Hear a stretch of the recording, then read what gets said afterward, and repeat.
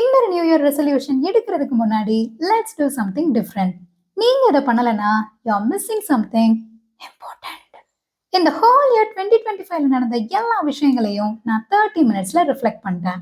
Over think பண்ணியோ இல்ல page பேஜா எழுதியோ இல்ல, பட் ரைட் கொஸ்டின்ஸ்க்கு ஆன்சர் பண்ணி நான் 2025 டூ செக்மெண்ட்ஸா பிரிச்சுக்கிட்டேன். ஃபர்ஸ்ட், பாஸ்டுக்கு போயிட்டேன், ஜட்ஜ் பண்ண இல்ல. இந்த இயர்ல நடந்த best moments, biggest accomplishments, biggest challenges, things என்ன ட்ரைன் பண்ணது, என்னை பத்தி நானே செல்ஃப் டிஸ்கவர் பண்ணது போன்ற எல்லாத்தையும் எழுதினேன். அண்ட் 2025க்கு ஒரு பெரிய குட் பையும் சொன்னேன். இப்போ என்னோட பாஸ்ட் கிளியரா புரிஞ்சுக்கிட்டனால ஃபியூச்சர் எனக்கு கன்ஃபியூசிங் அண்ட் ஸ்கேரியா இல்ல. So the second segment future.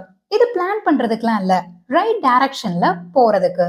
இதுல 2026 எப்படி இருக்கணுங்கிறத எழுதினேன். பர்சனலாவும் சரி, ப்ரொஃபஷனலாவும் சரி. எது பண்ணக்கூடாது, எதை கண்டிப்பா பண்ணணும், எங்கெல்லாம் போகணும், எப்படி என்னோட டே இருக்கணும், இந்த இயர்ல நான் அக்கம்ப்ளிஷ் பண்ணுங்கிற திங்ஸ்லாம் எழுதினேன்.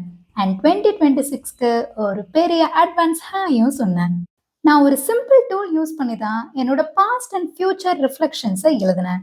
அண்ட் யூ நோ வாட், நீங்க அதை ஃப்ரீயா டவுன்லோட் பண்ணி அண்ட் கொஞ்சம் டைம் ஒதுக்கி நீங்களும் உங்களோட நியூ இயரை நீங்க நினைக்கிற மாதிரி கொண்டு போகலாம்.